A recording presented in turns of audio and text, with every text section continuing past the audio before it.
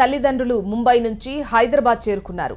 తమ బిడ్డ అదృశ్యమైనప్పటి నుంచి వరుస కథనాలు ప్రసారం చేసిన హెచ్ఎంటీవీకి ప్రత్యేకంగా కృతజ్ఞతలు తెలిపారు. కలను నమ్మి పూర్ణిమ ఇంటి నుంచి వెళ్లే 3 రోజుల నుంచే డిప్రెషన్లో ఉండేదని, ఇప్పుడు కూడా ఆ కారణంగానే తమ నుంచి దూరంగా ఉండాలనుకుంటోందని చెప్పారు.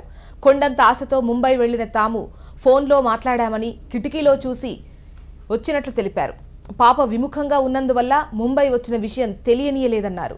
హైదరాబాద్ తీసుకొచ్చి పాపకు కౌన్సిలింగ్ ఇచ్చి పంపిస్తామని పోలీసులు చెప్పారని అంటున్న పూర్ణిమ తల్లిదండ్రులతో మా ప్రతినిధి సతీష్ ఫేస్ టు ఫేస్.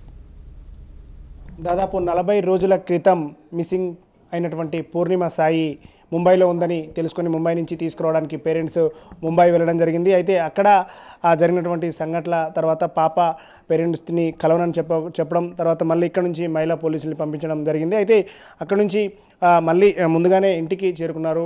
దాంతోపాటుగా పూర్ణిమ సాయి కూడా హైదరాబాద్కి చేరుకుంది. అసలు ఏం జరిగింది, ముంబైలో ఏం జరిగిందో తెలుసుకునే ప్రయత్నం చేద్దాం. అసలు ఏంటి సార్, ఏం జరిగింది సార్ మీరు ముంబైకి వెళ్ళిన తర్వాత? ముంబై మేము మార్నింగ్ దిగామండి.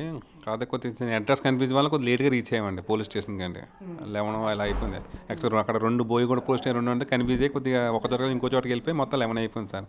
అక్కడికి వెళ్ళిన తర్వాత ఎస్ఐ గారు కొన్ని ఫార్మాలిటీ చేశారండి. వాళ్ళ అక్కడ కోర్టుకి వెళ్తారండి, లెటర్ రాస్తారు, అవన్నీ చేశారండి.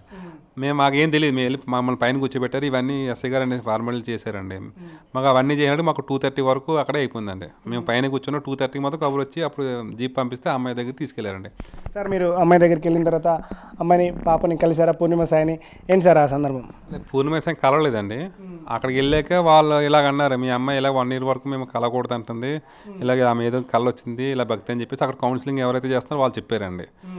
చెప్తే మాకు నిజంగా అనిపించింది, ఏంటి ఇలాగంటే నిజమా అని చెప్పేసి. అంటే అప్పుడు ఆమె అన్నారు, కావాలంటే మీకు కావాలని మీ ఫోన్లో రిక్వెస్ట్ చేస్తే ఫోన్లో మాట్లాడిపిస్తామంటే ఫోన్లో మాట్లాడామండి ఇద్దరం అండి. ఫోన్లో మాట్లాడితే ఆమె కూడా ఇలాగ అంటుంది, ఇలాగ అదే నాకు ఇలాగ ఉంది డాడీ, మళ్ళీ మీకోసం నేను ఇలా భరిస్తున్నాను, నేను నాకు ఇక్కడ ఇష్టం లేకపోతే తప్పకుండా ఉంటున్నాను, మీరేం బాధపడకండి, నేను త్వరలో వచ్చేస్తాను అని చెప్పేసి మేము అంటుంది. ఆమె తెలియదు మీ ఇంకా అక్కడ వచ్చినట్టు, ఫోన్లో అయితే దూరాన్ని మాట్లాడుతుగా అని అనుకుంటుంది ఆమె అండి. మీరు హైదరాబాద్ నుంచి ముంబై తీసుకురావడానికి వెళ్ళినట్టు కూడా పూర్ణిమ సాయికి తెలియదు సార్. ఇక్కడ ఉన్నప్పుడు వెళ్ళేటటువంటి ఆ రోజు ఆమెకు ఎప్పుడైతే కళ వచ్చిందని చెప్తుందో, ఆ తర్వాత మీ దగ్గర ఏమన్నా ఇంటి దగ్గర నుంచి వెళ్ళేటప్పుడు అలాంటి సింటమ్స్ కానీ ఆ విధంగా మాట్లాడిన పరిస్థితులు ఏమైనా ఉన్నాయా ఇక్కడ? అంటే ఈమెకి వచ్చిందండి, అది ఒకసారి చూపించా ఉన్నాయా డాక్టర్? అదే పాప వెళ్ళే ముందు 10 days ముందు కొంచెం 1 week నేను సఫర్ అయ్యానండి. స్టమక్ పెయిన్ అయితే ఉంది నాకు.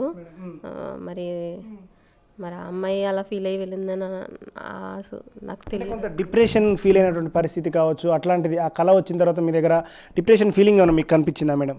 అది కనిపించలేదండి అమ్మాయి. నేను ఫస్ట్ నుంచి అదే చెప్తున్నాను, అమ్మాయి పెద్ద ఎక్స్ప్రెసివ్ కాదు, చాలా తక్కువ పెట్టుకుని బయట. అయితే మీతో ఫోన్లో మాట్లాడినటువంటి సందర్భంలో ఏమనింది సార్? అంటే ఏం చేస్తున్నామా, బాగున్నాం అంటే బాగున్నాను డాడీ అన్నది కాసేపు వేసింది. పొంది ఏం మాట్లాడలేదు, సైలెంట్గా ఉంది. తర్వాత కష్టం మీద బాగున్నాను డాడీ అంటే భోజనం చేస్తున్నా అంటే బాగానే చేస్తున్నాను డాడీ, నువ్వు చేసావని అడిగింది. నేను ఇంకో చేశాను అమ్మ అంటే అంతే, అందుకని ఎక్కువ మాట్లాడలేదు. ఎక్కువ మాట్లాడితే ఏడుస్తూ ఉంది మళ్ళీ. తర్వాత మమ్మీతో కొద్దిసేపు మాట్లాడిందండి, మమ్మీతో మాట్లాడి చేసింది. తర్వాత వాళ్ళు అన్నారు అమ్మాయిని చూపిస్తామంటే పక్క నుంచి పక్క గదిలో చూసాం మేము.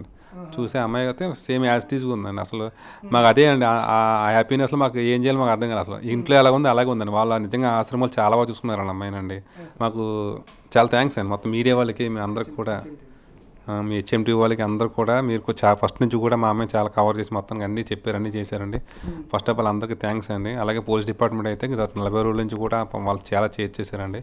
అలాగే మా బంధువులు, ఇక్కడున్న మా అపార్ట్మెంట్లో అందరూ కూడా చాలా హెల్ప్ చేశారు మాకండి. ఎస్ మేడం, చెప్పండి. మీ ఫస్ట్ నుంచి కూడా హెచ్ఎంటీవీ మీతో పాటు ఉంది, ఖచ్చితంగా పాప దొరికే వరకు ఎలా ఉంది మేడం? అదే పాప దొరికినందుకైతే మాకు చాలా సంతోషంగా ఉంది. మీ ఛానల్ వాళ్ళకి కూడా నేను చాలా కృతజ్ఞతలు తెలియజేసుకుంటున్నానండి. అలాగే కేటీఆర్ గారు ట్విట్టర్లో ఆయన స్పందించారు. తెలంగాణ గవర్నమెంట్కి, పోలీసు దాకా వారికి, మా ఎమ్మెల్యే గారు అరకపూడి గాంధీ గారికి అండి, మా అపార్ట్మెంట్ వాళ్ళకి, బంధువులకి, మీ మీడియా వాళ్ళందరికీ కూడా, మొత్తం హెచ్ఎంటీవీ అందరికీ కూడా అండి. మాతో పాటు మీ అందరూ కూడా చాలా, అమ్మాయి మా అమ్మాయే కాదు మీ అమ్మాయి అన్నట్టు కూడా చాలా ఫీల్ అయ్యి మాకు చాలా సపోర్ట్ ఇచ్చారు. మీ అందరికి కూడా చాలా ధన్యవాదాలు. పాపం తొందరలోనే మా దగ్గరికి వస్తుందని నమ్మకంతో అది చెప్తున్నారు. దాదాపు 40 రోజుల పాటు తమ దగ్గర లేకపోయినప్పటికీ కూడా పాపని కళ్ళతోని చూడడం, మాట్లాడడం మాత్రం చాలా హ్యాపీగా ఉందని, ఖచ్చితంగా దీంట్లో పాప దొరికే దాంట్లో చాలా కీ రోల్గా ఉన్నటువంటి హెచ్ఎం టీవీ కూడా వాళ్ళు ధన్యవాదాలు చెప్తున్నారు. కెమెరా పర్సన్ మహేష్తో సతీష్ కుమార్, హెచ్ఎం టీవీ, హైదరాబాద్.